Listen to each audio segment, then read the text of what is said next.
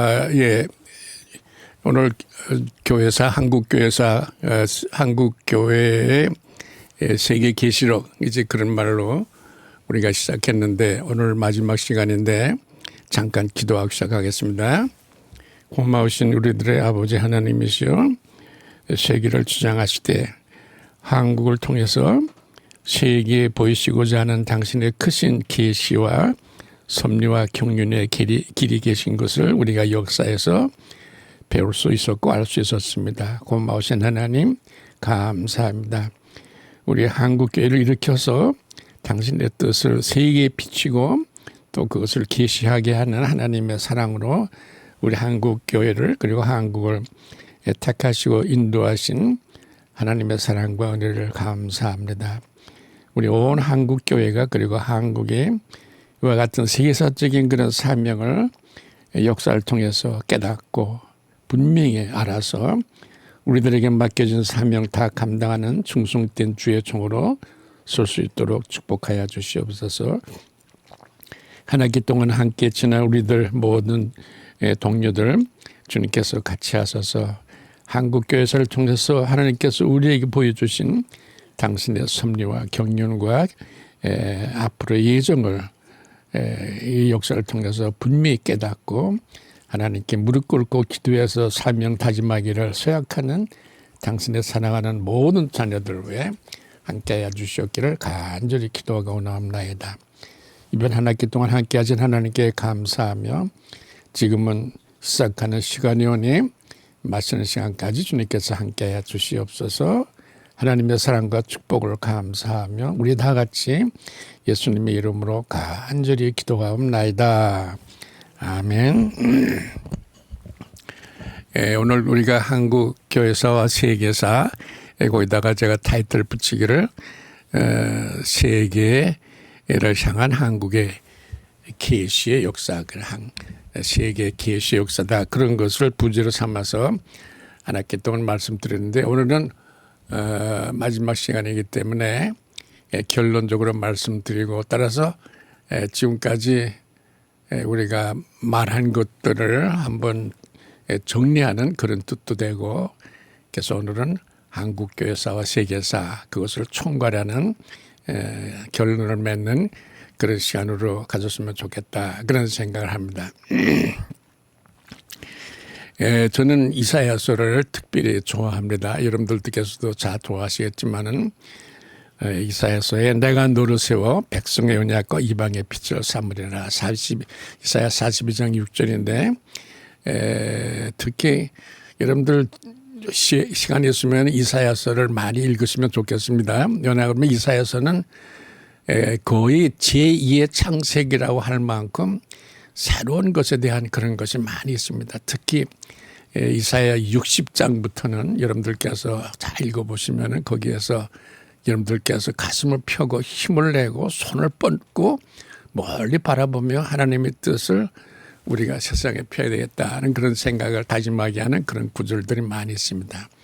특히 이사야 60장 이후 여러분들께서 계속해서 한번 집에 와서 다시 한번 확인하시고 읽어보시면 좋겠다, 그런 생각이 듭니다.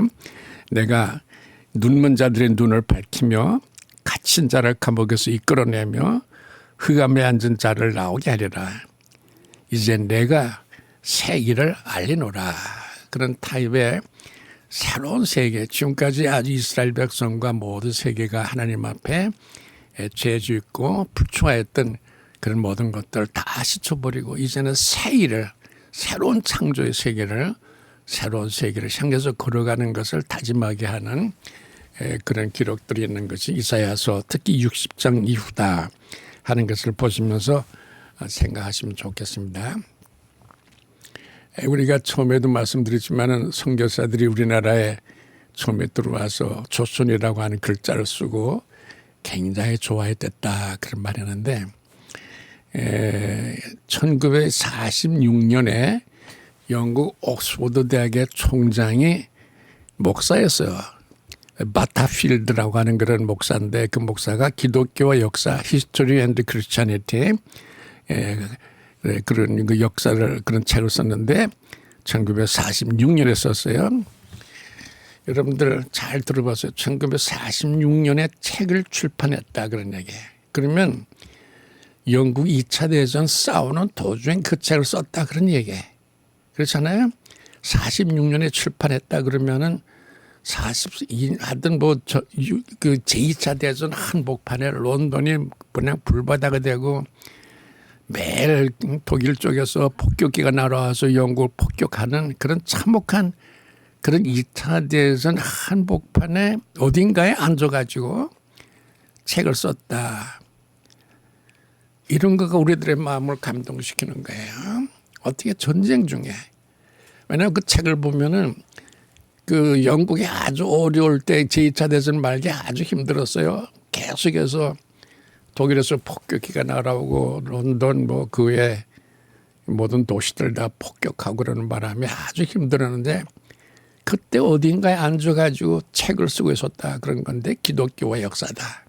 그런 책을 썼다 그런 얘기. 그러니까 저는 다시 말씀이 반복되지만은 폭탄이 떨어지고 사방에서 집이 날아가고 그런 한복판에 앉아서 책을 썼다. 이게 항만하는 자세예요. 이게 믿음의 자세라는 거예요. 그런 데서 그런 희망이 넘친 책을 썼어요. 기독교 역사라는 그런 책은 보면은 가슴 울렁거릴 정도로 희망과 계시에 찬 그런 책인데 거기에 특별히 그 아주 눈에 띄는 대목이 이스라엘 백성하고 한국 사람은 같은 데가 있다. 그런 구절이 나와요. 어딘가에. 제가 지금 갑자기 그것이 페이지 수까지는 생각되지 않지만은 이스라엘 백성과 한국은 같다. 그런 글이 나오는데 그런 글을 2차 대전 말기에 한복판에서 썼다. 그런 얘기예요. 제가 그 말씀드릴 그런 생각이 나는데 이스라엘 백성하고 한국 사람이 같다라고 하는 말을 한 사람은 또 하나 있죠. 여러분들 기억나죠? 뭐 여러 사람이 얘기했지만은 1892년에 미안합니다. 1872년에 그러니까 선교사가 우리나라에 들어오기 바로 전도 아니죠. 한 10여 년 전에 맥클레오드라고 하는 그런 사람이에요. 맥클레오드라고 하는 거는 내가 보기엔 스코틀랜드 사람이에요.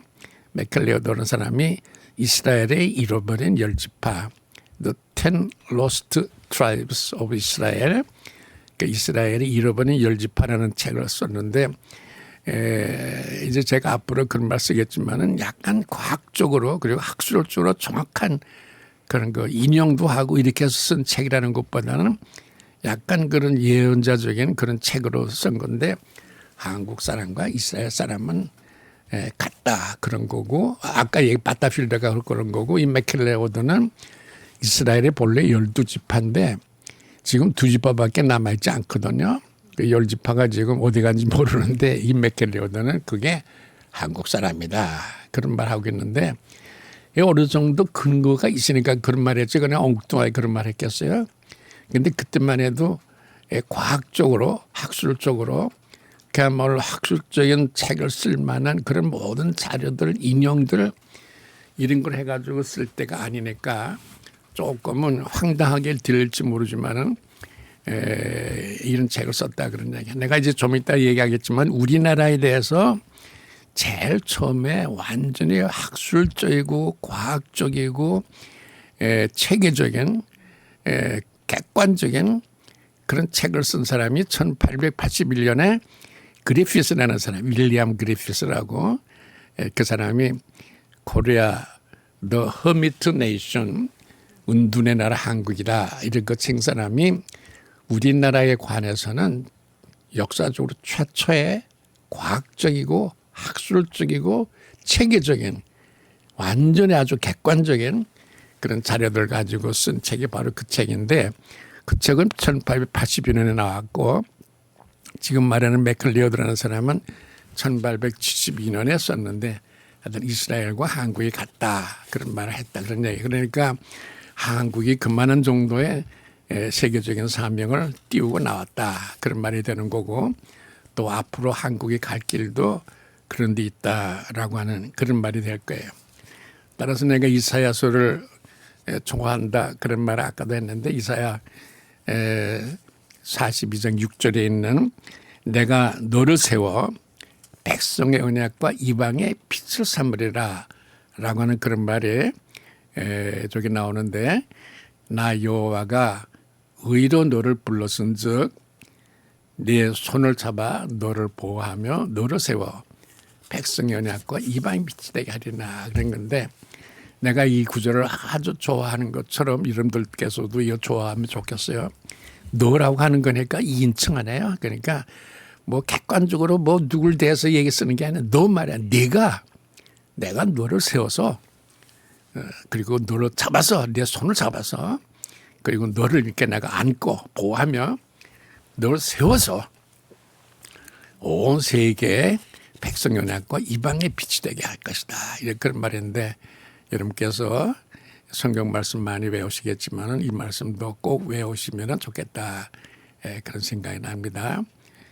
다시 말합니다. 42장 6절 이렇게 해서 우리를 하나님께서 택하셨다 그런 얘기인데 우리가 지난번에도 말했지만은 하나님께 저 선교사들이 우리나라에 들어와서 우리나라 이름이 조선이다 하는 걸 쓰고서 바로 이거다 그랬잖아요. 조선이라고 하는 것은 택했다라고 하는 의미고 따라서 내가 그때도 말했지만은 이 명사로 쓰일 때에는 비동체로 쓰인다 그러니까 택함을 받은 자라고 하는 뜻이 조선이다. 촛은 너 촛은 조선 택함을 받은 백성이다. 그런 백성이 되는 건데 여러분 생각해 보세요.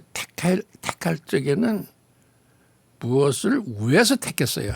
그러니까 그냥 택한 게 아니라 너를 택해서 뭐를 하기 위해서 택한 거예요. 그러니까 이 택한다고 하는 말은 복주기 위한 그런 것보다는 이방의 빛을 삼기 위해서 그러니까 무엇을 위해서 택했다 그런 말이 되는 거니까 우리 한국도 하나님의 택함을 받았다 그러면은 어떤 사명에 주어졌다 그런 얘기예요. 그러니까 기쁘고 즐겁고 복된 축복의 복음이기도 하지만 동시에 이것은 우리에게 무거운 사명감을 주는 미래를 위해서 우리가 걸어갈 길을 우리가 하나님의 뜻에 따라서 걸어가야 될 어떤 사명을 띠고 나왔다 그런 얘기죠. 사명이라고 하는 우리나라의 사명 소명이라고 하는 말이 그 의무다 과제다 그런 말이 있는데 여기에서 여러분들께서 한문이 참 좋아요. 우리가 지금 한문을 안 배우는 거는 여러 가지로 그 많은 문화적인 유산을 잃어버렸다 그런 말도 되는데 이 사명이라든가 소명이라고 하는 말은 나에게 하나님께서 우리를 택하셔서 우리를 무엇을 맡겨서 일을 하게 했다. 그런 말인데 여기 보세요. 사명은 내 목숨을 쓴다 그런 얘기야. 내 목숨을 쓴다. 그리고 소명이라고 하는 것도 내 목숨을 불렀다. 그런 얘기. 그러니까 이 사명이라든가 소명이라든가 내가 할 일, 택함을 받아서 무엇을 한다라고 하는 것은 우리가 거기에 목숨을 바쳐야 된다. 그런 말이 되는 거예요. 생명을 바쳐서 우리가 해야 된다. 그런 말이 되는 거예요. 그러니까 우리가 하나님께서 우리를 택했을 적에는 우리를 의로 불렀다. 그런 말이 나와요. 하나님께서 우리를 의로 부르셨다. 의로운 일을 하기 위해서 우리를 의롭게 하기 위해서 불렀다. 그런 말이 되는 거예요.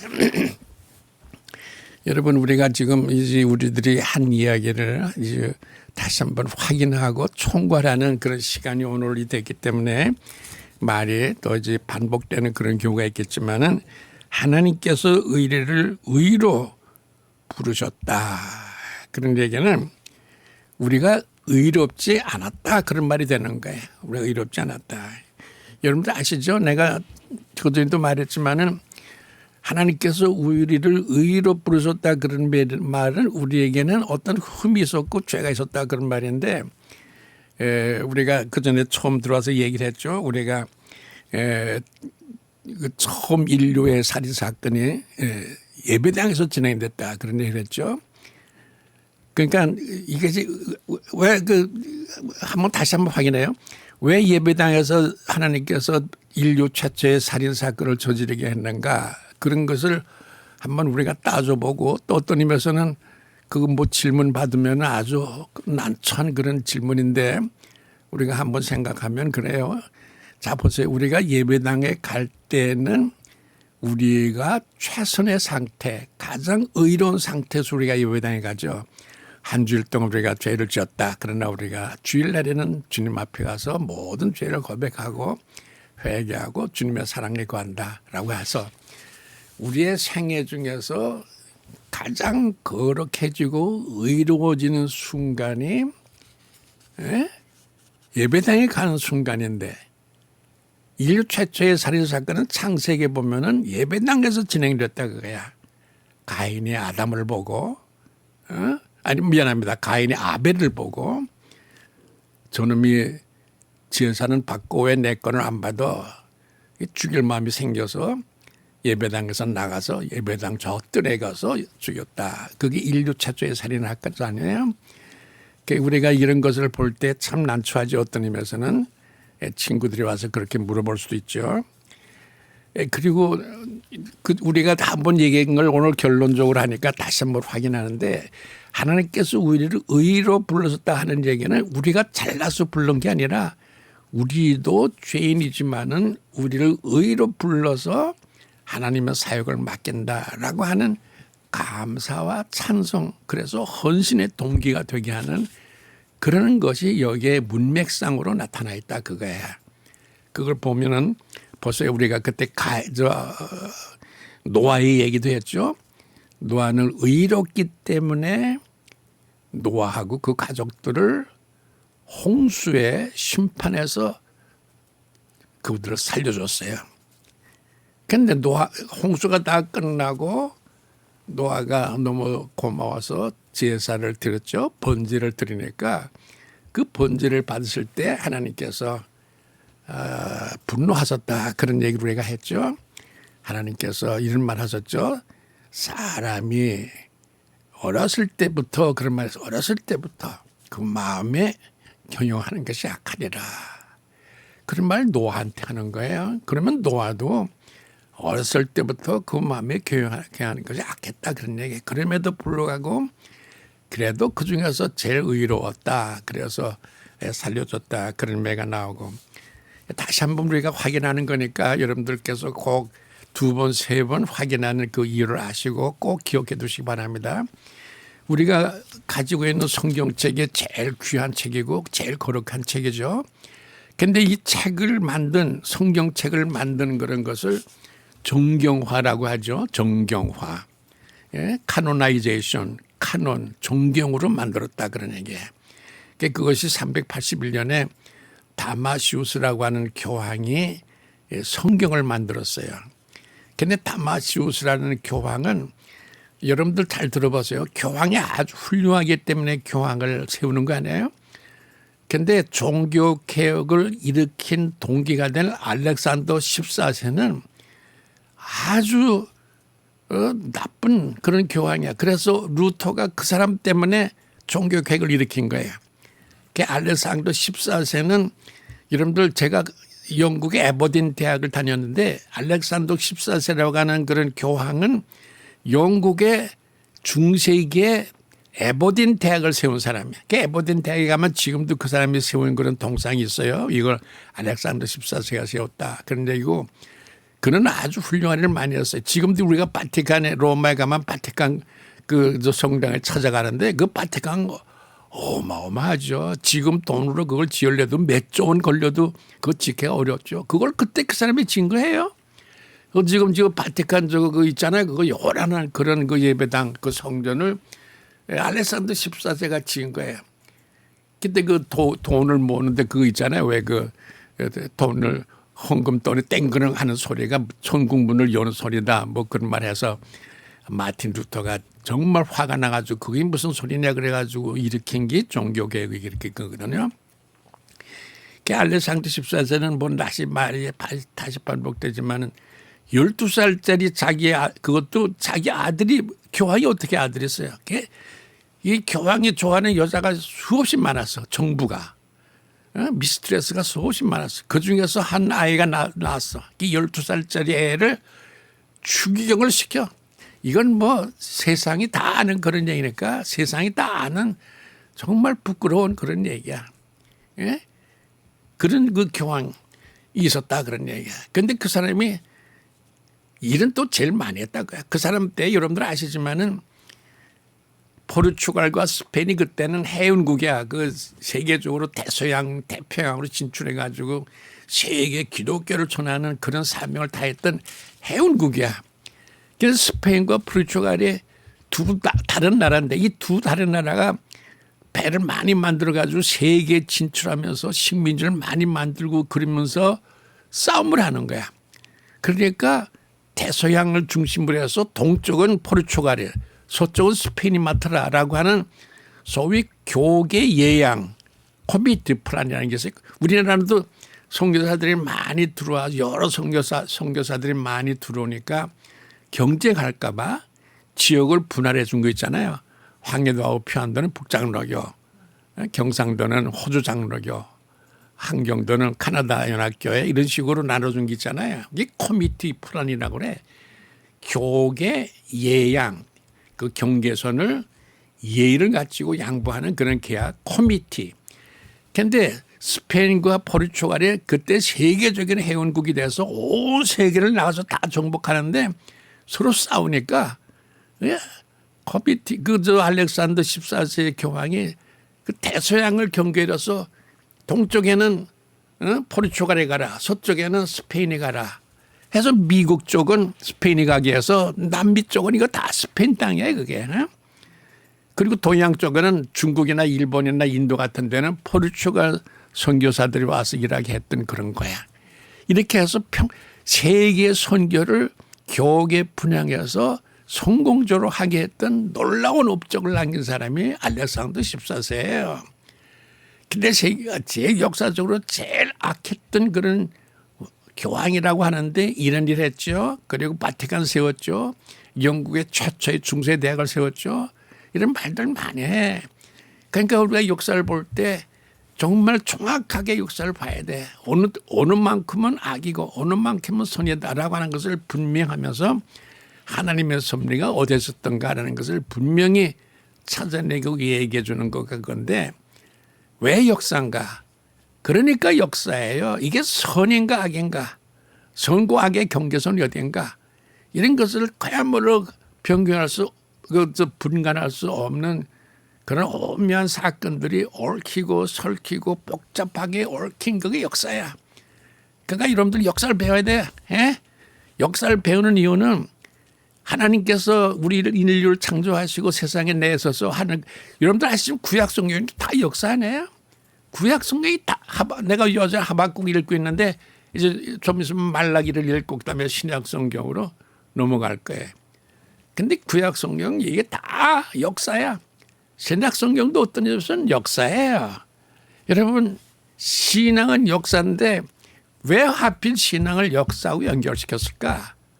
역사 속에서 진행되는 모든 사건은 중첩되고 그래서 생각해 보세요. 지금 우리나라에서 제일 범죄를 많이 한 사람이 대통령이에요. 대통령도 그 표를 많이 얻어가지고 됐어요.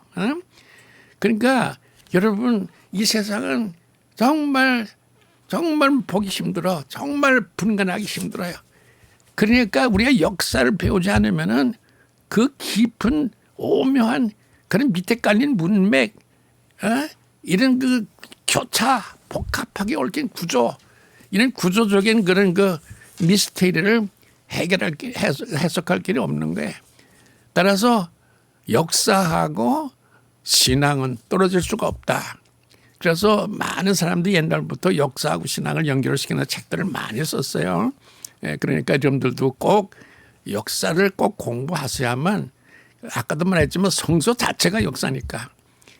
내가 지난번에도 말했지만 사도행전은, 그리고 çok 재미난 거는 역사를 다 예수의 제자가 쓴 게 아니에요. 여러분들 아시지만은 누가복음은 예수의 제자가 아닌 그런 누가가 써. 사도행전도 누가가 쓰고 그러는데, 거기 보면 우리가 지난번에도 말했지만 서쪽에서 바람이 불었다. 완전히 역사예요. 서쪽에서 바람이 불었다. 배를 타고 갔다. 그러니까 우리 성경이 동양의 종교 불경이라든가 유교 이런 도덕경하고 다른 이유가 이게 역사기 때문에 기독교가 생명이 있는 거예요. 보세요. 도덕경 같은 거는 뭐 도가도 비상도 이런 거니까 처음부터 다 윤리적인 거, 뭐 교훈적인 거 그런 거로 되겠지 역사가 그 속에는 없는 거예요. 근데 기독교가 참 진리라고 하는 거는 역사적인 종교이기 때문에 그렇다. 살아있는 우리들의 심령과 육신을 통해서 우리가 겪고 이겨나가고 승리하는 그런 과정을 정확하게 분석하고 이해하고 해석하고 배우는 그런 것들이 역사다. 그런 의미에서 역사는 꼭 알아야 된다. 그래. 아까 내가 말하다가 이 자기 이렇게 한 이유가 뭐냐 그러면 성경이라는 게 이 세상에서 가장 거룩한 책이에요. 그 성경을 만든 사람이 우리 지난번에 얘기했잖아요.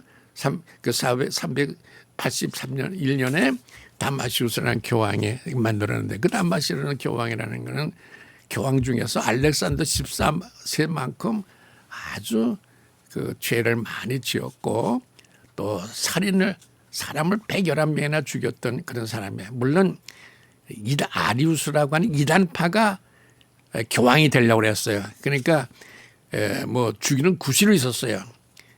어떻게 이단이 교황이 되겠다고 그러겠어요. 그러니까 그런 걸 해석을 했지만은 객관적으로 바깥에서 보면은 교황이 완전히 111명이나 되는 사람을 죽인 그런 살인자다라고 하는 거 확실하거든요. 그러니까요 우리가 역사를 보았을 적에 비로소 로마서에 나온 바울이 말하는 그런 거가 아니고 하나님께서 우리를 의로 택하지 않으면 우리는 절대 구원 못 받는다 그거예요. 이런 것을 가르쳐 주는 거가 성서고 그리고 성서의 기초가 되는 구조적인 그런 면맥 전체가 역사다 그런 얘기예요.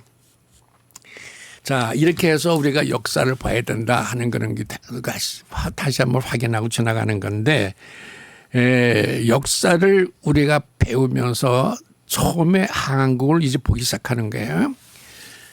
제가 그 한국을 이렇게 총 보니까 우리 한국을 하나님께서 택하셔서 세계적인 사명을 맡겼다. 여기 제목이 그렇잖아요. 한국교회사와 세계사 그런 거 보면은 한국이라고 하는 거가 세계사적인 혹은 한국교회가 세계사적인 사명을 가지고 있다. 그런 말도 되게요. 세계사적인 계시록이 된다. 그런 말이 되는 그런 제목을 가지고 한 거예요. 그러니까 한국교회와 세계가 연결됐다라는 게 제 강의 핵심이에요. 이번에. 제가 옛날에는 민족교회사다 그런 걸 썼는데 최근에 한 30-40년 돼 가지고는 글로벌 시대라고 하는 걸 자꾸 얘기하면서 세계사를 얘기하는데 한국교회사에 두 차원이 있어요. 아주 민족사적인 그런 차원이 있고 세계사적인 차원이 있는데 글로벌적인 차원이 있는데 이 두 가지를 정확하게 구별해서 얘기하고 또 그것이 어떻게 연결되는가 하는 것을 생각하는 게 좋을 거예요. 우리가 뚜렷하게 민족사적인 입장에서 교회사를 했을 적에 비로소 한국적인 기독교가 세계적인 사명을 가지고 하나님께서 부름을 받았다라고 하는 것이 정확해지거든요. 그러니까 우리를 정확하게 알면은 거기에 세계사적인 그런 사명을 부여받은 그런 일들이 다 거기에 나타난다 그런 거예요. 그래서 그런 것을 한번 우리가 깊이 생각해 보자. 그래서 제가 말을 시작한 거예요. 자 보세요. 아까도 말했지만은 선교사들이 들어와서 보니까 한국은 조선이다. 택함을 받은 민족이다. 그리고 아까도 말했지만은 그 싸움, 그 2차 대전 한복판에 런던이 폭격받고 그러는데 거기에서 어느 구석에서 책을 쓴 바타필드의 책 속에 역사와 기독교라는 책 속에 한국과 유다는 같은 데가 있다. 그런 게 있고 참 재미난 건요. 여러분들 옥스포드 지도라는 게 있어요. 옥스포드 지도라는 걸 쭉 보면은 거기에 역사가 끊어지지 않은 그 나라가 둘밖에 없어요. 중국하고 한국하고. 이스라엘도 물론 끊어지지 않았지만 그러나 이스라엘은 그 여러분들 아시지만 그 로마 시대 이후 쭉 계속해서 엑소더스라는 영화가 우리 보잖아요. 그 해방 이후에 돌아올 때까지 역사에서 어떤 의미에서 끊어졌댔죠. 그 민족 의식과 그런 사명은 있었지만은 그러나 지리적인 그런 의미의 땅은 없었죠. 그런데 한국은 중국이라고 하는 거대한 나라가 바로 옆에 있는데도 불구하고 그리고 그 옆에 바로 붙어있는 약소국인데도 한 번도 망한 적이 없어요. 그 옥스퍼드 애틀라스라고 하는 그런 역사 지리 역사 책이 있어요. 거기 보면은 세계에서 역사가 끊어지 않은 나라가 둘밖에 없어요. 한국하고 중국이에요. 이거는 뭐 그게 다 나와요. 근데 어떻게 한국이 바로 조그만 나라가 중국같이 거대한 요새 중국 보잖아요. 그거 지금 요새 보잖아요. 그거 일본만에 다카이치가 그 수상에 말 한마디 했다고 저거 지금 저 국가 정책을 저렇게 바꾸는 데가 어디 있어요? 그 몇 마디 하면 되는 거 아니에요. 그거 자기들은 일본에 대해서 좋은 말만 했어요. 아주 이런 나라 바로 옆에 우리가 살아요. 그런데도 우리가 이렇게 살아남은 것은 우리 민족이 가진 거대한 동력을 볼 수 있는 건데, 자 이제부터 우리가 그것을 조금씩 해석해 나갈 거예요. 자 우리가 지금 제일 처음에 볼 수 있는 세계적인 사건은 지난번에도 우리가 말했어요. 장보고하고 고선지예요. 여러분 놀라지 마세요. 좀 중국이 저쪽 헝가리 쪽까지 중국 땅이 넓어지지 않았어요? 그 땅이 넓어지면 고선지라는 사람이 좀 넓힌 거예요. 신라의 고선지. 여러분 고선지하고 장보고는 우리가 이거 역사 이거 한 학기 강의해야 돼. 이거 가지고. 대단한 사람들의 장보고 내가 이거 말하는 걸 다시 말할게요. 그때 장보고 8세기 9세기 사람인데 그때 우리 세계는 항해권이 동해권하고 남중국해하고 인도양 그때 대서양은 몰랐어요. 이 세 항해권이 각각 독립돼 있었어요. 근데 이 항해권을 관통해서 신라의 배가 페르시아까지 가고 페르시아의 배가 한국 신라까지 온 그런 기록은 이건 장보고가 처음 세운 거예요. 여러분 우리나라 그 일본에 오랫동안 그 전쟁 이후에 항복 이후에 그 대사했던 사람이 라이샤오라는 사람이 있었어요. 그 라이샤오라는 사람의 아들이 유명한 캘리포니아 대학의 동양학 교수야. 라이샤오라는 그런 일본에 오래 대사를 했던 사람의 아들이 라이샤오 그 교수가 캘리포니아 대학의 오래된 그런 동양사 교수인데 그 사람이 동양사라고 하는 큰 책을 썼어요. 아주 두터운 책인데 그게 보면은 이 장보고 얘기가 그대로 나와요. 장보고가 세계를 처음 대항을 관통시킨 사람이다. 그런 말이 나와요. 자, 여러분 잘 들어보세요. 내가 엊그제 신문을 보니까 HDS라는 게 뭐예요? HDS라는 게 현대선박회사예요. 현대선박회사가 잘 들어봐요. 1978년부터 지금까지 5천 척의 배를 만들었어요. 여러분 1978년부터 지금까지 내가 엊그제 그 신문에서 정확하게 봤어요. 5천 척의 배를 만들었어요. 여러분 5천 척의 배를 만든 나라가 없어요. 중국이 저렇게 커고 영국이 저렇게 커고 미국이 저렇게 커도 배를 5천 척을 만든 나라가 한국이 처음이야. 이게 한 서너 주일 전에 신문에 났어요. 그러면 배라고 하는 게 뭐야? 배라고 하는 거는 세계 관통용 교통수단이에요. 인천에서 한강 오기 위해서 만든 게 배가 아니라고. 이 5천 척의 배를 신문에 대서특필됐어요. 중국, 러시아, 일본, 미국이 만든 거 아니에요. 한국이. 이 상징적이에요. 세계를 관통하는 배를 한국이 처음으로 5천 척을 만든 거야. 이거는 역사에서 반드시 기록되고 우리가 말해야 되고 하필 왜 5천 척이가 이거는 세계 관통용이야. 그러니까 한국 사람의 머릿속에 물론 5천 척을 다 우리가 쓴 건 아니에요. 물론 이 주문 받아가지고 팔구지 그런 거지만은 선박을 5천 척 만들었다 그런 얘기는 이 선박이 무슨 한강에 다니는 무슨 유람선이 아니에요. 여러분들 배 보면은 무슨 50만 톤짜리도 있고 30만 톤짜리도 있고지 그러는데 어마어마한 배. 세계에서 제일 큰 배 이름 내가 갑자기 잊어버렸죠. 그것도 한국이 만들고. 여러분 꼭 기억해 두세요. 장보고의 후손인 우리가 세계에서 금년 4월 현재로 세계에서 가장 처음으로 5천 척의 대형 선박을 만든 나라가 한국이에요. 한국이 여러분들 요새 그 정광훈 목사님도 G2 그러지만은 G2가 이게 그냥 돌아가는 말이 아니에요. 정말 G2가 되는 거예요, 우리가. 지금 여러분들 내가 언젠가 보니까 비행기라든가 무슨 전차라든가 이런 것도 지금 세계에서 우리가 네 번째로 만들어요. 우리가 언제 네 번, 여러분 무기를 잠수함이니 대포니 비행기니 전차니 이런 거를 세계 양산하는 나라 중에서 우리가 네 번째예요. 아니 이런 나라 우리가 엊그제 6.25 지냈어요. 나도 6.25 사면 참전용사예요. 해군. 해병대 국이 해군 20개예요. 근데 엊그제 우리 내가 6.25 때 한국 이거 전국의 허벌판이에요. 그랬던 나라가 이러한 발전을 왜?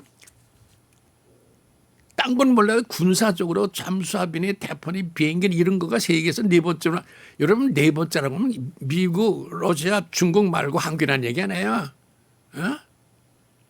그러면 우리는 이 미국, 러시아, 중국은 세계에서 이 사람들은 영원히 강대국이야. 땅덩어리도 봐도 어딜 봐나 세계적인 강대국이야 그게. 언제든지 역사적으로 3대군 계속 남을 거야. 근데 그 네 번째가 한국이라는 얘기야. 응? 네 번째 한국이라는 얘기.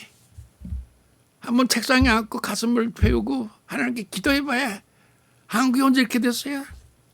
나도 6.25 사변 때 전사지만 한국 벌판 허벌판에 서울이가 완전 허벌판이에요. 서울역하고 중앙청하고 미도판 몇 군데만 건물 남아 있었고 이거 완전히 잿더니야 서울이. 근데 지금 내가 요새 파주에 사는데 파주에서 서울 오는데 서울에서 저 강남 이거 수원 저쪽 다 연결돼서 그냥 고층 건물로 아파트로 한국 사람들은 왜 아파트만 줘요? 놀라요. 세계 사람들이 와서 놀라잖아요. 이런 힘이 어디서 나왔어요? 여러분 이런 힘이요. 여러분 다시 말씀드리지만은 기독교에서 나왔어요. 여러분들 보세요. 내가 이제 앞으로 쭉 얘기하겠지만은 조영기, 한경직, 김사만, 김장환, 옥한놈, 김준 누구지? 김준곤, 이런 목사님들이 다 이거 한국 만든 거예요. 여러분들 빌리그램에 왔을 적에 저 여의도에 수백만 명 모였던 그 힘이 한국을 만든 거예요. 그 길거리 다니는 사람들이 만들었겠어요, 여러분들? 여러분 한국 기독교 어마어마한 힘을 가지고 있습니다. 제가 오늘 그 일부를 말씀드릴 거예요. 자, 다시 한번 얘기합니다.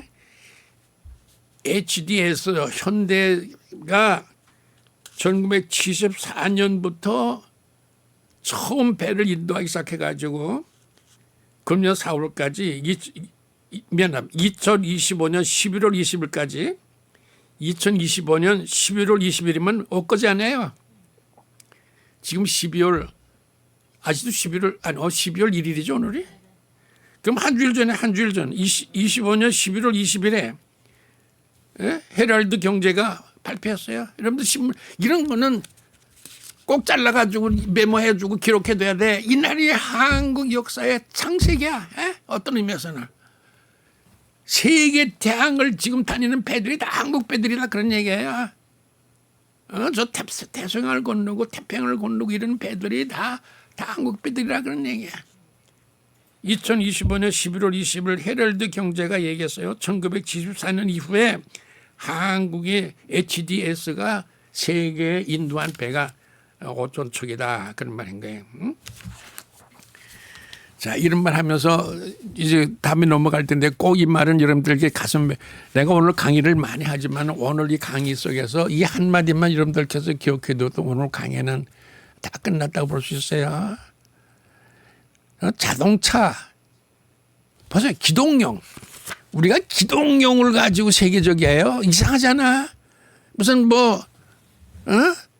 무슨 약을 만들어 가지고 무슨 뭐 이런 거 만들어 건축해 가지고 아니라 자동차하고 배 이상하죠? 이거 가지고 세계를 우리가 끌어오는 거 이게 얼마나 기동적이고 그 한국 사람이 얼마나 기동적이다 그런 말이 되는 거고 하비각사 그랬어요. 기독교라는 게 기동적이기 때문에 세계적이다 그거야. 내가 늘 얘기했지만은 징기스칸 그런 거 저 세계를 지배하니까 교황청에서 고마워가지고 징기스칸한테 사진을 보내서 몽고의 화림이라는 거기까지 왔더니 거기에 이미 그 교황청에서 보낸 그런 그 사진이 다 죽고 고비 사막에서 다 죽고 네 번째가 처음 왔어요. 근데 거기 와보니까 거기에 이미 예수 믿는 사람이 있었다 그런 얘기 아니에요. 어깨 툭 쳐가지고 나오면서 뭐 십자가를 그리더라 그런 얘기 아니에요. 예? 이런 그런 기동적인 기독교의 이런 모빌리티가 생명이다라고 하는 하비콕스의 큰 공헌의 기독교는 모빌리티다 그거야. 기동성이다 그거야. 뭐 다 알고 있는 얘기지만 그래도 그렇게 얘기해야만 그게 처음이 되는 거예요. 하비콕스의 공헌이 거기에는 기독교는 모빌리티다. 기동성이다. 근데 한국이 그 상징 아니에요. 모빌리티. 자동차하고 배가 세계적이야 지금 한국에. 물론 자동차는 아직도 뭐 첫째 둘째 가지만은 둘째 셋째 가지만은 이런 거. 자 그러고 보니까 이해될 수 있는 게 많아요. 우리가 여러분들 아시면 1402년에 아시죠? 1402년에 뭐 한 줄 아시죠? 1402년에 세계 지도 그렸어요. 혼일, 강리, 역대, 국도 지도. 요거 외워두세요. 꼭 혼일, 강리, 역대, 국도 지도.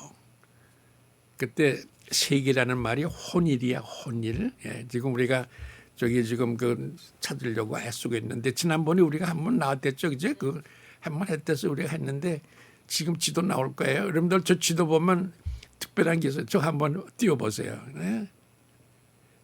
여기 띄워보면은 재밌죠? 한번 띄워보세요. 이게 다 나갑니까 지금? 저기 보세요. 제일 큰 게 중국이죠, 그죠? 나 이거 볼 때는 얼마나 웃음이 나오고 그리고 눈물이 나. 둘째로 큰 나라가 오네. 둘째로 큰 나라가 한국 안에 저기 보세요. 이거 지도. 저게 아프리카 옆에 있는 게 아프리카고 그 옆에 있는 게 인도야. 아프리카 인도가 요만해. 한국이 둘째로 그쪽에 굉장히 상징적인 의미를 가졌다 그거야.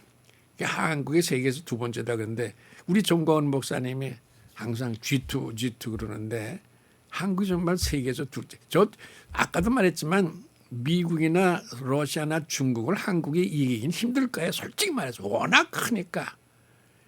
근데 그 큰 나라들 세 나라 말고는 한국이 지금 제일 거대한 거예요. 지금. 한국이 지금 G4예요. 이 G4라는 입장은 이거는 아주 세계에서 변함이 없을 거야 앞으로. 지금도 그렇지만은 저는 지도 저렇게 빨리 찾아서 내준 거 고마운데 저 지도 꼭 여러분들 기억하세요. 한국이 둘째로 크다라고는 저 지도는 세계에서 가장 우수한 지도다. 그렇게 보시면 돼요. 제일 정확하고 제일 좋은 지도다. 그런 것을 보시면 되고 그리고 뭐 활자 얘기도 여러분들 아시죠? 활자 없으면 세계가 문명화가 안 돼요. 여러분 보세요. 책 하나 가지고 혼자서만 읽어가지고 뭐가 무슨 소용이 있어. 교황이나 왕이나 읽으면 뭐가 있어요. 활자가 있어야 난 놓고 기억자도 모르는 사람까지도 다 책을 들고 있을 수가 있는 거예요. 활자가 세계화의 메디아야. 활자가 비로소 세계화는 메디아인데 한국 사람이 활자를 처음 만들었다라고 하는 건 이제 세계가 다 공헌해. 내가 그때도 얘기했죠. 고아 부통령이 한국에 오면서 자기가 좀 유식한 걸 나타내기 위해서 한국에 오기 전에 초청받아 오기 전에 서서히 활자 박물관에 가서 2달 동안 공부해가지고 확실히 확정을 가져왔어요.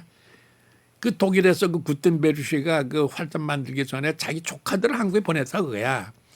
그래서 한국에서 2주 동안 있으면서 공부해가지고 가서 만든 게 구텐베르 활자예요.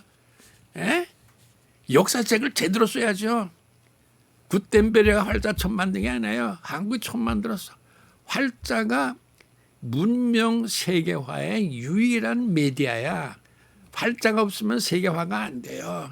책을 혼자만 가지고 읽어봐. 이렇게 해서 활자가 세계화되고 그랬죠. 그다음에 또 한 가지 재미난 거는 교통이 제대로 돼야 되는데 여러분들 교통이 있으려면 다리가 있어야 돼. 다리 그죠? 다리가 뭐 짧은 다리 같으면 뭐 욕 만들면 좋지만은 긴 다리는 어떻게 만들어요? 긴 다리를 다 세우면서 하려면은 얼마나 힘들어. 그러니까 한국이 세계에서 제일 발견한 게 현수교라는 거야. 현수교라는 건 큰 다리 두루리만 세우면 돼. 그래가지고 줄을 쭉 해가지고 줄에다 매달아가지고 교판을 세우잖아요. 이거는 이것도 세계에서 우리가 제일 정보를 했다라는 거는 내가 전에도 말씀드렸죠. 하퍼 학술지에 이거 나왔어요. 하퍼 학술지. 그리고 지난번에 한 얘기 내가 다시 지금 반복하고 있어요. 세계를 하나 만들려면 다리가 있어야 돼. 근데 다리를 만든 거 한국이에요. 근데 다리라는 것도 뭐 이거 먼 다리 세우려면 뭐 그거 얼마나 복잡. 근데 큰 다리 둘만 세워가지고 연결해서 가게 하는 이런 놀라운 머리가 어디서 나와요? 어? 한국 사람들 머리가 글로벌하지 않으면은 세계적으로 머리가 구조화되지 않으면은 이런 생각 안 나와요. 그리고 다 보세요. 배가 아까는 내가 배로 얘기했지만 배로 가는 거를 여러분도 아시지만은 쇠판으로 만들잖아. 이거 지난번 내가 얘기했죠. 임진왜란 때 이순신애가 배를 철갑선을 만들었죠. 철갑선이라는 게 그냥 철갑선이라고 해서 유명한 게 아니에요. 배를 나무로 만들어야 뜨잖아요. 그런데 배를 쇠로 만들어. 이거요 이순신 때문에 안 나온 아이디어야. 배를 쇠로 만들지 않으면 어떻게 배가 저 큰 배를 만들어. 나무 조각을 만들어 가지고 무슨 큰 배를 만들어. 항공모함을 어떻게 만들어요. 그리고 전쟁에서 제일 필요한 게 폭탄, 폭약이야 폭약. 여러분 이거 그러니까 제일 유명한 현수교, 그다음에 철갑선, 그다음에 폭약. 이게 세계화의 큰 그들인데 하포 학술지 이게 처음 나왔어요. 이걸 세계 발표한 사람이 전에도 말했죠. 유경공원에 여기 지금 철갑선 나오는데 잘 보세요. 물론 철갑선이라는 게 밑에까지 하는 건 아니고 위다 했지만은 그러나 그 아이디어가 쇠로 배를 만들 수 있구나라고 하는 아이디어가 떠오르게 한 것이 한국이다 그거예요. 빨리빨리 잘 찾아내시네. 저기 있잖아 저게 쇠판이죠 저게. 근데 쇠를 써서 배를 만든다 하는 아이디어가 발전해가지고 결국 쇠로 배를 만든 거예요. 어떻게 쇠로 배를 만들어요? 내가 말이 좀 빠르지만은 쇠로 배를 만든다. 그리고 강을 건너려면 다리가 있어야 된다. 다리를 현수고 다리를 그때 옛날에 아까도 말했지만 일일이 다리를 교각으로 세워가지고 만들라면 그거 못해요 그거. 양쪽에 크게 해가지고 줄을 해가지고 현수교라는 말이 줄에 매달렸다 그런 뜻이거든. 줄에 매달린 다리. 이런 거 보면은 모빌리티, 기동성의 브레인, 기동성의 머리가 한국 사람 머릿속에 이상하게 있다고 해. 예? 여러분 한국 사람들은요. 나들이라는 우리나라 말에 나들이라는 말이 있어요. 장돌배라는 것도 무슨 말인지 알지? 자꾸 여기 빙빙 돌아다니는 거야. 나들이 나가다니고. 어? 그게 우리의 문화에 어떤 그게 있어요. 우리는 그냥 움직여. 근데 그것이 세계를 상대로 해서 없고 말하면 자동차까지도 만들고 배까지도 만들고 현수계 만들고 그리고 배도 철갑선으로 만들기 시작한 우리다. 그런 얘기들이죠. 이런 거 봐서 한국 사람이 가진 놀라운 그런 천재적인 세계성, 그러니까 우리들 머릿속에 세계성이라고 하는 그런 글로벌이라고 하는 그런 것이 처음부터 있었다 하는 거고 그것이 매터리얼라이즈, 그것이 실제로 눈에 보이기 시작한 것이 장보고다. 여러분 그런 의미에서 우리 장보고의 동상을요 마음에 세워야 돼. 이순신보다도 사실은 더 훌륭한 게 장보고야. 왜냐 그러면 세계라고 하는 거를 관념을 준 사람이 장보고다 그거야. 우리 역사 다시 공부해야 돼요.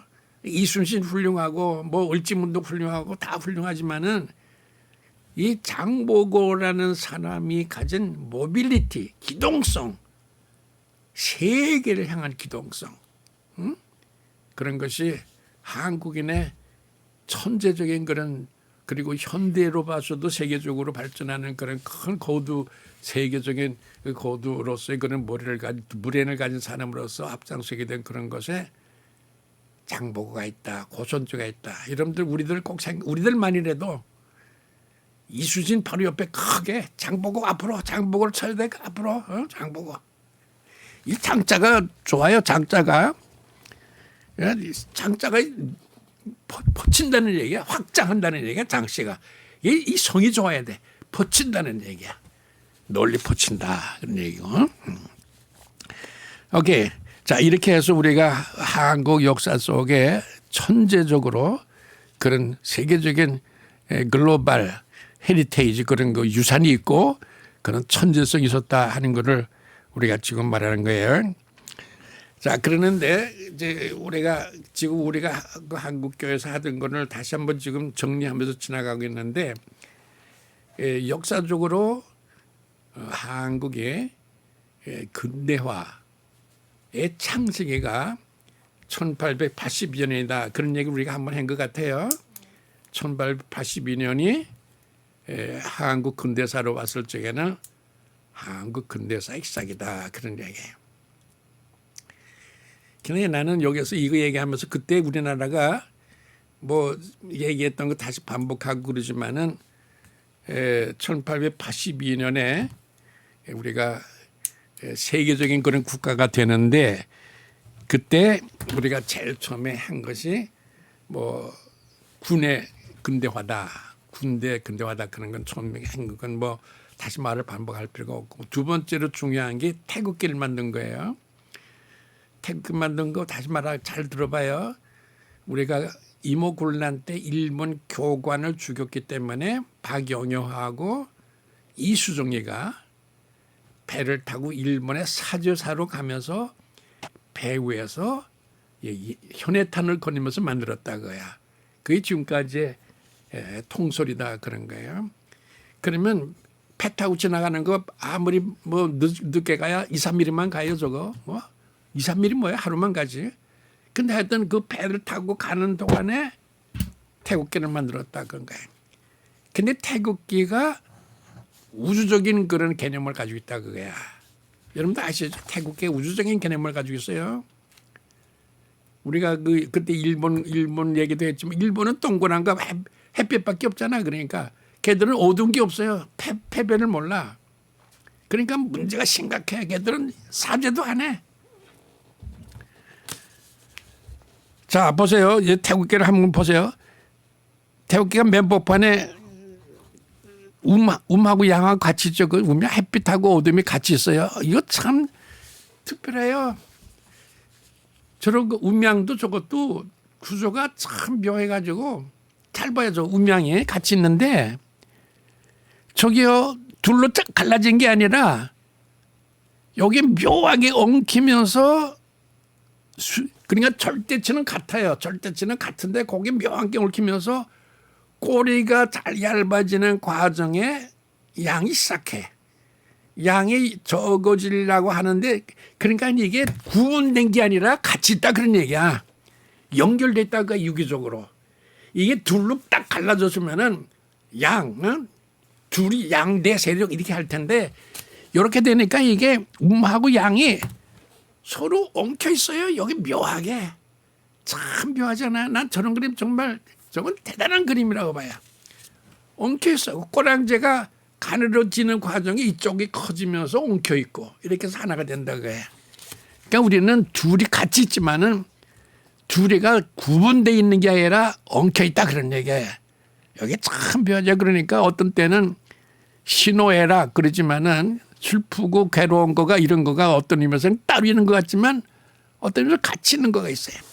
저 그림을 여러분들 꼭 다시 한번 확인해야 된다. 저거는 둘로 양분된 게 아니라 교호 연결돼서 이렇게 묘하게 연결돼. 꼬랑지 작아지면서 다시 커지고 이러면서 저기 수가 작아지면서 저쪽이 커지면서 이거 상대적이에요. 아주 기가 막히죠.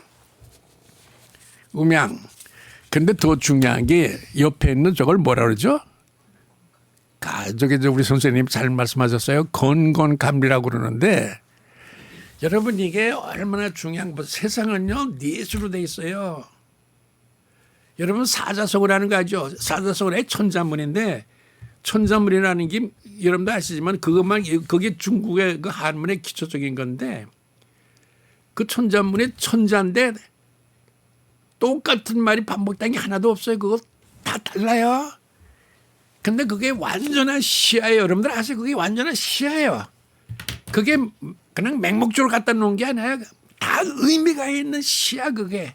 하늘전 따직하면 하늘은 높고 땅은 검다 이런 것들을 다 시작해가지고 천자가 그런데 잘 들어봐요. 천자가 우리가 기본적으로 쓰는 한문인데 다 다르고 그리고 그게 전부가 말이 돼요. 다 말이 되는 고귀한 그런 진리들이야. 다 하나하나가. 그리고 제일 중요한 건 꼭 네 글자로 해야 된다 그래. 여러분 설교할 때도 사대지로 하세요. 네 글자가 있어야 돼. 네 개가 있어야 돼. 우리도 봐요. 한번 얘기해봐요. 동서남북 또 뭐 있어? 이 박사 또 뭐가 있어? 동남북 추나추동 또 뭐 있어요? 1월 성시 이것도 그 네 개. 연월 일시가 그거 그 추다추는 그런 것도 있고 또 뭐가 있나 또 뭐가 있나요? 동서남북 있고, 또 동서남북 추나추동 있고, 남녀노소 있고, 그리고 여러분들 서울에 사대문 있죠? 그게 뭐지? 동서남북 있는데 서울도 이게요. 참 여러분들 서울 대단한 거예요. 이거 철학적인 도시예요. 사대문 있죠? 이 사대문에 인이예지. 근데 이거 여러분들 보세요. 꼭 사대문이야. 서울도 4개가 있어야 돼. 이게 대단한 이게 서울요. 이거 세계적으로 이거 우리가 세계 사람들 다 오라고 그래야 돼. 이거 다 봐야 돼. 인이예지. 근데 인이예지가요. 다 잘 들어보세요. 인이예지가 함께 있어야 되고 그리고 사자성어가 돼가지고 저쪽 보면 다 그런 말로 돼 있는데 인이예지는 다 필요한 건데 각각 상극돼요. 그죠? 자, 서울의 남대문의 이름이 뭐죠? 숭례문이고 북대문은 돈이문. 그러니까 의와 예예요. 의와 예. 그죠? 돈의문 숭예문이야. 근데 예의하고 의 정의라는 거하고 예의하고는 달라요. 예의를 갖추려면은 예를 들어서 예의를 갖추려면은 정의를 못 세워. 의를 세우려면은 예의를 못 갖춰. 서로 반대돼요. 그렇죠? 근데 인이예지 있거든 또.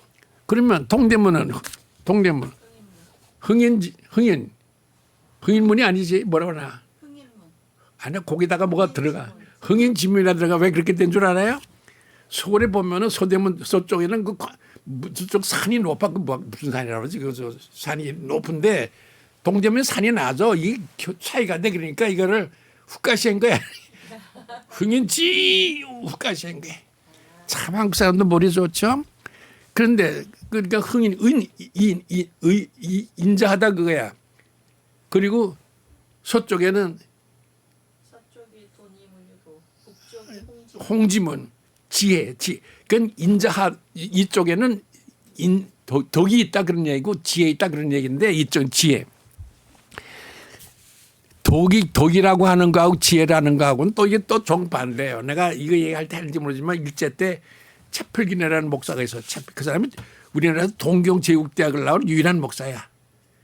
그 사람은 똑똑해. 지혜가 똑똑해. 근데 덕이 없어. 일제 때는 초랑패 만세. 북한에서는 김일성 만세. 남쪽이니까 이승만 만세. 그다음에 또 박정희 만세. 하여튼 똑똑한데 머리가 그래. 그러니까 이게 인이예지가요 다 필요한데 서로 반대가 돼. 근데 그게 한 군데 있거든. 근데 이것이 서로 반대되고 서로 다 필요한 건데 서로 반대되는 건데도 불구하고 가치 있게 하려면은 이걸 잡아당겨주고 연결시켜주는 중심점이 있어야 돼. 자, 그래서 서울 중심에 묘한 게 있어요. 뭐가 있지? 우리 유 박사가 잘 얘기했어요. 보신각이 있어. 여러분들 이거 보신각 중요한 거예요. 여기 우리가 새해 가면은 다 모이죠. 새롭게 시작한다. 우리가 처음 시작할 땐 이걸로 시작한다 그거야. 뭘로 시작해? 보신각. 뭘로 시작해요? 믿음으로 시작한다 그거야. 여러분들이 이거 오늘 중요한 거 보는 거야. 자, 인의예지가 서로 반대가 되는 거야. 다 필요한데. 근데 믿음이 있어야 된다 그거야. 믿음이 연결시켜준다 그거예요. 그러니까 이 세 가지는 항상 있어야 할 것인데 뭐 그쪽에 사랑이라 그런 게 있지만 우리 기독교에서는 솔라피데. 솔라피데가 뭐야? 오직 믿음. 루터가 솔라피데라고 그랬잖아요. 오직 믿음만이다 그랬잖아요. 근데 믿음이 있어야만 뭐가 돼? 예의도 갖출 수가 있고 지혜도 갖출 수가 있고 그리고 똑똑하기도 하고 또 인자하기도 하고 그러니까 이 소리 구조가 이것도 우리가 크게 얘기하고 자꾸 세계 광고해야 돼요. 저 보신각에 저렇게 모이는 이유는 우리가 새해는 이렇게 살겠다라고 하는 최초의 다짐인데 그게 뭐냐 그러면은 믿음과 인의예지를 같이 가지겠다 그거예요. 네 가지를 같이 가지겠다 하는 걸 확인하기 위해서 우리가 저쪽에 새벽에 다 모여서 하나 둘 셋 넷 하면 땅 치잖아요. 그죠? 소리를 울려서 믿음의 소리 울려야 믿음을 퍼쳐야 보라고 하는 건 퍼친다는 그런 얘기야. 보급한다. 믿음을 퍼쳐야 믿음의 소리를 쳐야만 이 세상에 의로운 거, 지혜로운 거, 참된 거, 예의스러운 거 다 모여서 하나가 된다 그거예요. 서울 한번 이거 대대적으로 우리가 광고해야 돼요. 이게 누가 만들었죠? 응? 타조가 만들었지만은 정인지라고 하는 그런 사람들 몇 사람이 이걸 다 만드는 건데 한국 사람들 대단해요. 여러분들 세상 뭐 어디 런던에 그런 거 있어요? 워싱턴에 그런 거 있어요? 베를린에 그런 거 있어요? 내가 베를린에 가서 한 가지 또 내가 기억나는 거 하나 있어. 베를린에. 그건 뭐냐면 베를린에 빌헬름 카이젤이라고 하는 큰 예배당이 있어요. 중세기 때 빌헬름 카이젤 황제 예배당이 있는데 그 예배당이 2차 대전 쪽에 그 종탑이 폭격 맞았어. 딱 깨졌어. 근데 함부르크가 막 그냥 재건하고 발전시키면서 그 예배당은 깨진 거 그대로 두어. 종탑 깨진 거 그대로 두었어요. 여러분들 함부르크에 가면 밀헤름 카이젤 그 성당을 꼭 한번 가서 보실 필요가 있어요. 예? 여러분 이렇게 살고 싶잖아요. 내가 언젠가 얘기하면서 나도 여러분들 내가 한번 얘기했나? 그 우리 자식들 기를 적에 이런 큰 뭔가 그 신혼 결혼할 때 이런 큰 트렁크를 하나 주었거든. 그러니까 이놈들이 좋아서 이게 무슨 집에 무슨 손인 줄 알고 좋아서 들어가서 이제 신혼 집에 신라 호텔에 가서 그 가서 문을 여니까 내가 어렸을 때에 찾던 기저구 옛날 기저구는 이게 없어가지고 노란 고무줄로 맸어 기저구.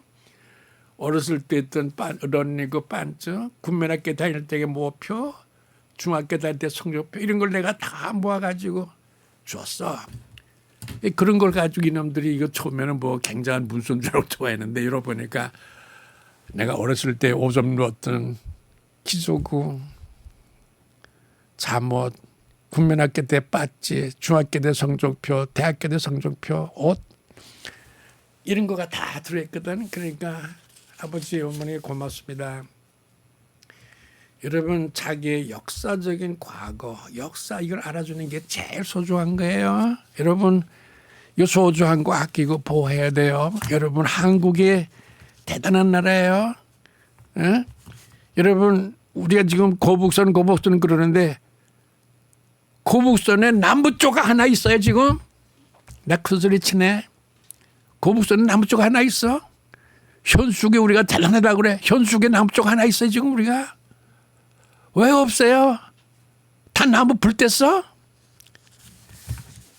그리고 내가 언젠가 얘기하면서 흥남 철수 작전 때 4,000명이 타는 배에다가 14,000명이 탔다 그랬지.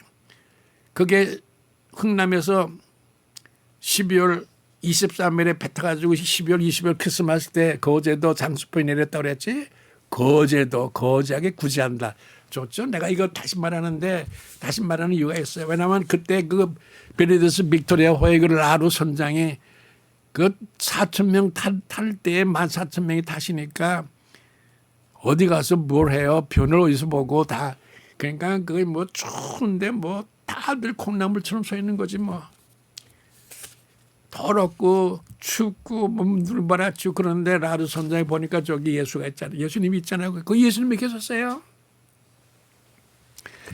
그래서 라르 선장에 그 갖다 놓고 그다음에 수사가 됐어. 수도사가 됐어요.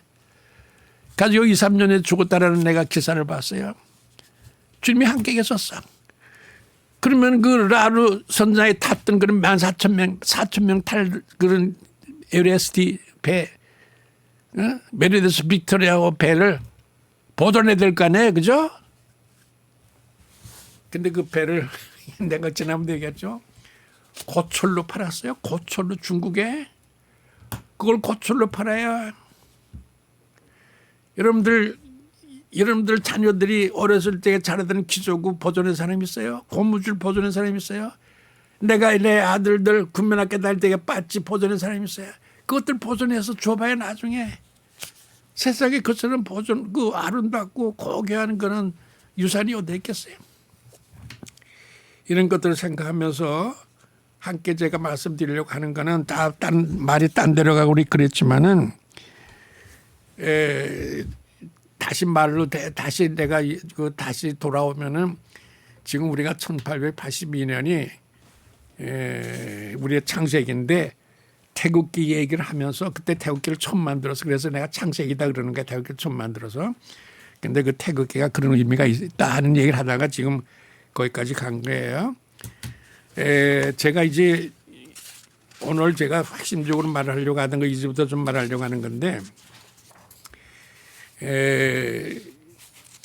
지금 한 20분 정도밖에 안 남았죠. 근데 사실은 제가 오늘 지금까지 얘기를 다 회고하면서 정리하면서 오늘 새롭게 말씀드리려고 하는 것은 정말 한국교회의 계시록이 1931년에서부터 1945년이다. 그런 말 하려고 그런 거예요. 1930년에서 1945년까지가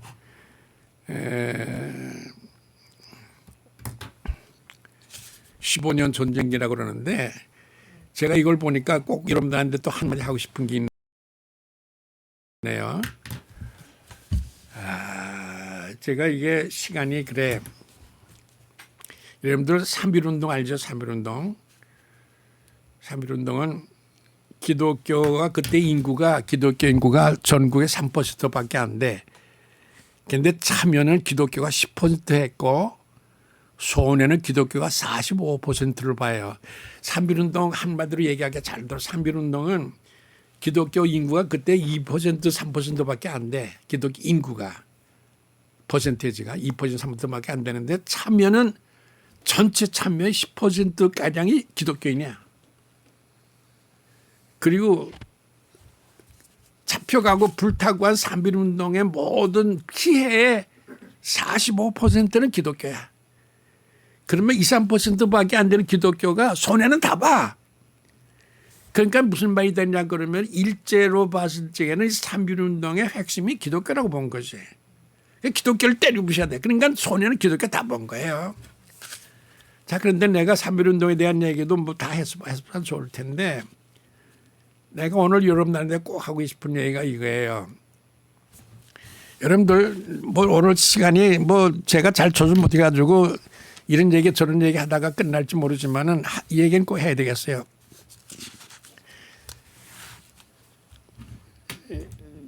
여러분들 잘 들으세요. 역사라는 건 시작도 없고 끝이 없으니까 제 말이 시작도 없고 끝이 없는 거예요. 보세요. 우리나라는요, 일본에서는요, 미조라 히바리라고 하는 사람 알아요? 일본의 여자 가수 중에 최고의 사람이 미조라 히바리라는 사람이에요. 그리고 NHK에서 가요 노래 같은 거 굉장히 인기 가지고 해요. 거기서 목포의 눈물을 해요. 미조리 히바리가 목포의 눈물 하는 걸 내가 봤어. 그리고 우리나라 노래 거기서 많이 불러요. 그 일본 최고의 가수들 우리나라 노래 많이 불러. 일본 최고의 가수들이 우리나라 이 노래들 목포의 눈물 뭐 봉소나 이런 거 다 불러요 거기서. 내가 무슨 말 하려고 그래요. 우리나라 지금 무대에서 만약 일본 노래 하나 불러봐. 죽창으로 죽인다고 해서 쫓아올까 친일파라고. 그죠? 내가 왜 이런 말을 해? 일본은 지금 한국 쪽 K-팝이니 뭐니 일본 아이들이 한국말 많이 우리가 일본말 배운다 그래요. 친일파라고 저 누군가는 뭐 죽창 가지고 죽인다 그럴 거예요. 왜 그래요? 아유 정말 심각해. 아까도 우리가 세계적이다 그러는데 일본한테는 왜 저래? 여러분 제 얘기를 잘 들으세요. 내가 오늘 처음 이런 말 하는데 나 역사 공부 많이 했습니다. 이등 방문을 이도 히로부미 아시죠?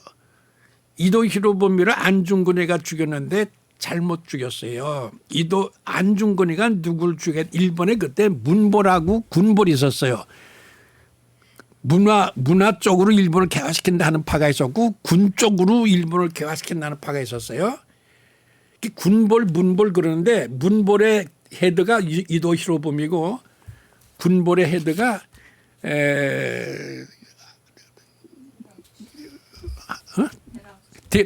데라우치가 아니고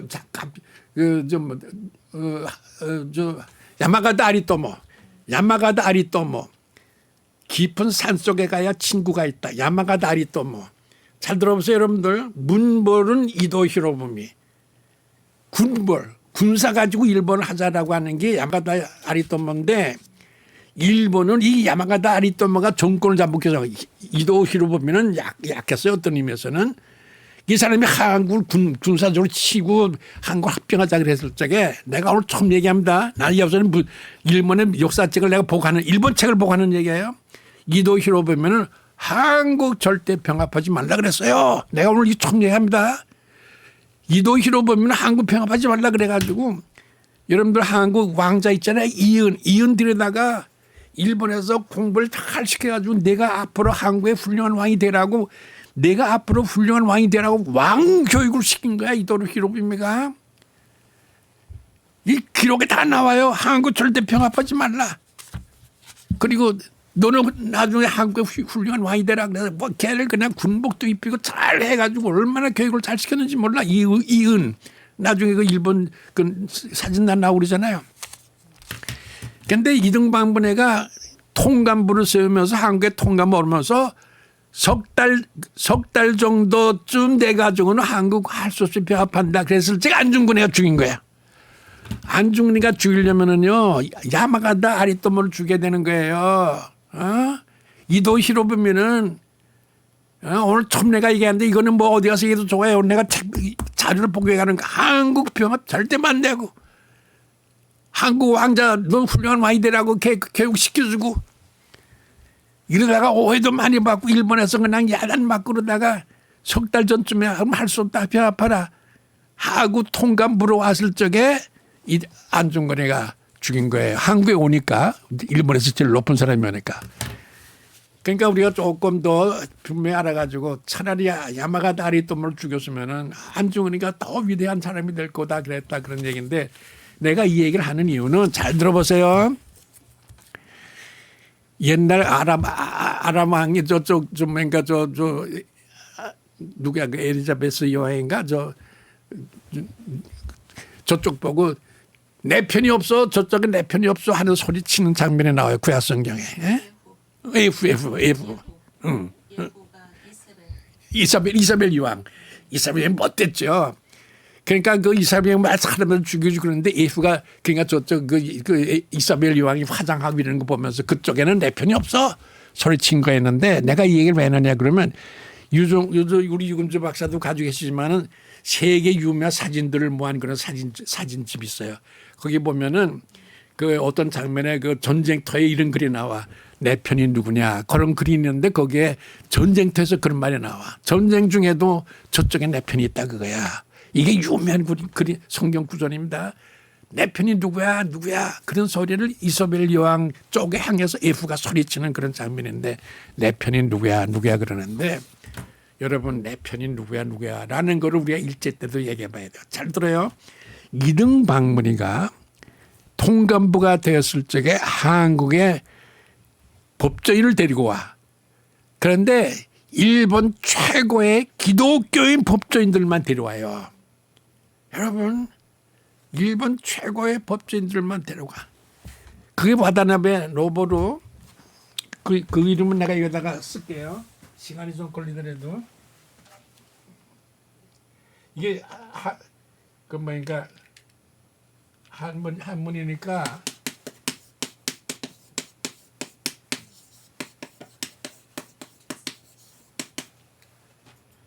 그 와다나베 노보루라는 사람이 있고 그다음에 또 몇 사람이 있는데 여러분들 그 저 뭔가 여기서 시간이 관계상 제가 쓰지 못하는데 이런 사람들이 한국에 데려왔어요. 여러분 잘 들으세요. 이도 히로부미가 기독교인 일본 최고의 법조인들만 데려왔어요. 응? 그래가지고 한국에 이 사람들이 세계했는데 내가 자꾸 자꾸 제 말 잘 들어서요. 제 말 잘 들어서 자꾸 그러는데 오늘 내가 굉장히 중요한 얘기를 하기 때문에 그런 거예요. 3.1운동 일어났을 적에 우리 한국 사람들이 3.1운동 만세 부르면서 사막을 했을 때 아까도 말했지만 그게 독립운동이고 그러니까 굉장히 피해도 많이 봤어요. 우리가 많이 잡혀가고 교회당도 많이 불타고 다 그런 거 아시죠? 이제부터 잘 들으세요. 그런데 이 3.1운동에 잡혀온 사람들을 재판하는 게 일본 법관들이 재판하는 거예요. 일본 법관들이 재판하는데 잘 들어요. 3.1 독립운동이면은 반역죄야. 그렇잖아요. 독립. 일본 나가 우리가 독립하겠다 그거 아니에요.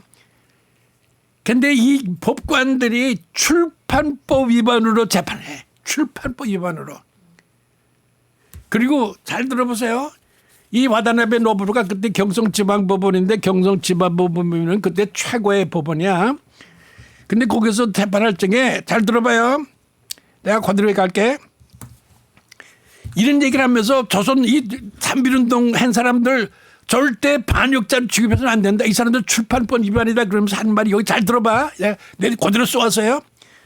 조선의 독립을 희망하는 데서 나온 것으로 조선의 독립을 희망하는 데서 나온 것으로 결코 조선의 독립을 달성하는 수단으로 한 것이 아니다. 여러분들 이거 이 말 들어봐요. 이 법조인들은 법 글자 하나하나가 중요하지. 근데 이건 내가 굉장히 중요하고 비껴와서 그대로 받았어요. 이 사람들은 이 피고인들 그 재판할 때 그 독립운동하는 피고인들은 조선의 독립을 희망하는 데서 나온 것이지 결코 조선의 독립을 달성하는 수단을 쓰지 않았다. 이게 무슨 말이에요? 여러분들 이게 법조인들이 하는 얘기 알아들었어요? 여러분들? 무슨 알아들었어요? 이렇게 해가지고 무죄로 석방한 거야. 출판법으로. 내가 소리가 커졌죠?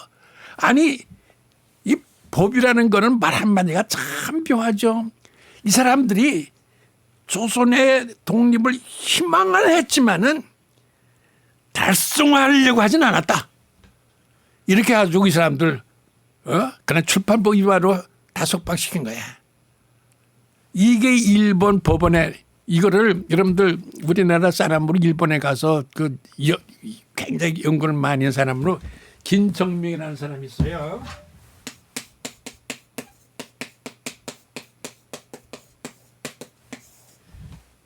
김정민의 사람이 일본에 가서 공부하고 연구하면서 교수가 되면서 이 한국 독립관계 자료들을 어마어마하게 많았어요.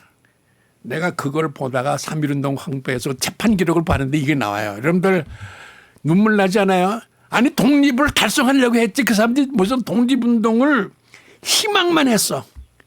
근데 이 사람들 얘기는 희망만 했지 달성하려고 하지 않았다 그거야.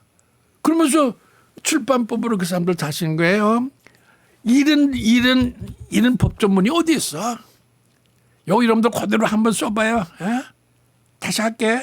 이 사람들은 조선의 독립을 희망하는 데서 나온 것이지 결코 조선의 독립을 달성하는 수단으로 쓴 게 아니다. 따라서 이것은 고등법원에서 특별할 건이 아니다. 이래가지고 저 아래 내려보내 출판법으로 이걸 번대시킨 거예요. 시간이 많이 가서 이거를 제가 이걸 계속 할 걸 모르지만은 이런 기록이 다른 데서 또 나와요. 잘 들어보세요. 와다나베 노보루 등 경성 고등법원장 재판관들은 이것을 소란죄로서 가벼운 가벼운 형에 처했다. 그러니까 독립운동이 아니라 왜 소란하게 굴어서 소란죄로 가볍게 경형에 처했다. 이런 말들이 나온다 그런 거예요. 이런 의미에서 여러분들 잘 들어보세요. 이제 제가 지금 34분이죠. 한마디만 더 하고 저 유금주 박사가 연세대학교 역사 썼는데 우리나라 두 번째로 온 그런 조선 총독이 하세가와 요시미치라는 일본의 해군 대장이에요. 잘생겼어요. 아주 여러분들 사진 보면은 정말 군인처럼 잘생기고 미남자고 멋있게 생겼어. 이 사람이 1915년에 제2차 사립학교령을 내렸어요. 사립학교령을 내리면 1915년에 사립학교령을 내리면서 기독교를 절대로 학교에서 못 가르치고 성경도 못 가르치고 선생도 못 쓴다. 사립학교에서는 성경 못 가르치고 선생도 못 쓴다. 그랬어요. 하세가와 요시미치라고 하는 그런 조선 총독이 제2차 사립학교령에서 조선에서는 절대로 학교에서 성경 못 가르치고 예배 못 보고 교육을 못 시킨다. 그 예배도 못 보고.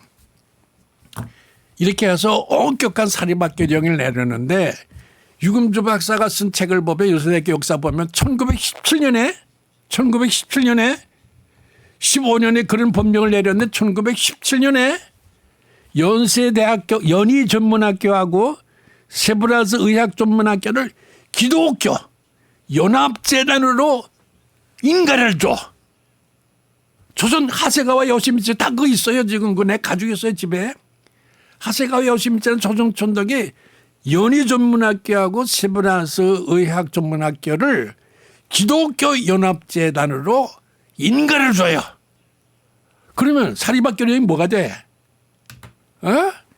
여러분 일본을 막 이름만 볼 게 아니라 일본 사람 중에는 대단한 사람들이 있어가지고 조선을 좋았다 그거야. 이것도 하세가와 한 게 아니라 그 밑에는 항복장이 했겠지 그죠? 그래가지고 하여튼 총독했거든. 그러니까 사립학교 이용을 해가지고 학교에서는 절대 기독교만 가르치고 기독교 선생 못 쓴다. 그렇게 해놨는데 기독교 연합재단으로 인가를 해줘요. 하세가와 요시미치가. 이런 거 보면은 우리가 일제 역사를 보면서 친일파 이광수 최남선 그 사람들이 얼마나 한국을 위해서 좋은 글들 많이 썼고 한국을 위해서 그 정신을 일깨우기 위해서 애쓴지 몰라. 그 사람들이 일제 말기에 와서 자기 집 옆방에서 형사들이 자요. 그리고 원고 써주면 이건 내일 가서 발표해 그런다고요. 그거 어떻게 하네. 형사들이 윗방에서 자요. 그리고 원고를 써줘. 내일 이거 가서 발표하라고. 이거 신문에 내라고. 보통 사람은 안 그렇지만 최남선이나 최현배나 이광수 같은 사람은 그렇게 해요. 그렇게 해서 다 자기 집에 와서 형사들이 자고서는 그렇게 하라는데 그렇게 어떻게 하네. 일제시대에 살아봤어요. 나도 일제 때 살아봤지만요. 여러분들 잘 들으세요. 1937년에 일제는 총동원령이라는 법령을 발표해. 총동원령. 총동원령이 뭘 것 같아요? 뭐든지 국가가 동원할 수 있다 그거야. 너 집 내놔. 너 마누라 내놔. 너 눈 빼서 내놔. 총동원령을 내렸어요. 국가가 총동을 내렸더만 하면 국가가 절대권을 가졌다는 얘기야. 그때 일어나는 일들이야. 그런 거 가지고 친일파라고 그래. 우리 다시 공부해야 돼요. 그리고 일본 학자들 전문가 법률가들 봐요. 이 사람들이 조선 독립을 의도한 것이지 실현하려는 것은 아니다. 어떻게 그런 묘한 말들 해가지고 살려줘요. 이런 것들하고. 그리고 하세가와 요시미치는 내가 보기에는 우사미 가쪼라는 사람이지. 우사미 가쪼라는 그 내무국장이 있었어. 그 사람 기독교인이에요. 그 사람이 그때 내무국장 내무 대신이야. 그 사람이 연희전문학교하고 세브란스 의학전문학교를 기독교연합재단으로 공인해 줬다. 그런데 이런 거를 제가 중간에 생각나서 했는데 왜냐 그러면은 저 편에 내 편이 있고 그런 내 편에도 오히려 조건이 있다. 그런 얘기를 하면서 성경 말씀을 인용한 건데 우리가 일본 역사를 보면서 일본에 대해서 친일파 해가지고 얼마나 열심히 일했던 사람들이 일제 말기에 조금 그 사람들 시달려가지고 했다 그래가지고 얼마나 그 사람들 고생시키고 가두고 모욕 주고 그랬어요. 우리 역사를 다시 공부하고 세상을 보는 방법 다시 보고 하나님께서 살아계시다라고 하는 것을 다시 한번 생각하고 하나님의 뜻에 따라서 사는 것이 어떤 것인가 하는 것을 배우는 귀중한 시간이 되어주시기 바랍니다. 여러분 한 학기 동안 고마웠습니다. 한국교회사에서 일부 부분적인 것만 떼가지고 말을 했지만은 크게 봐서 한국교회가 세계적인 그런 시야를 가지고 세계적인 사명을 가지고 하나님께로부터 부르심을 받은 교회였다. 그런 민족이었다. 그런 것을 확인하는 그런 시간이 되어줬으면 고맙겠어요. 우리가 이런 확신을 가지고 하시길 바랍니다. 아까도 말했지만 하나님이 우리 백성을 선택하신 것은 우리가 의로워서가 아니라 우리를 의롭게 해서 세상에 나가서 활동하게 만들기 위해서 우리를 부르셨다. 그런 생각하고 다 같이 하나님께 나가서 고백을 하면서 세상을 위해서 일하고 하나님의 크신 역사가 무엇인가라는 것을 세상에 공포하는 구원의 거점이 되시기를 바랍니다. 구원의 햇불을 드시기를 바랍니다. 하나님의 의로운 종이 되시기를 바랍니다. 한국교회가 세계를 위해서 부름받은 하나님의 종이다 라는 생각을 확인하는 이번 학기 시간이 되었으면 좋겠습니다.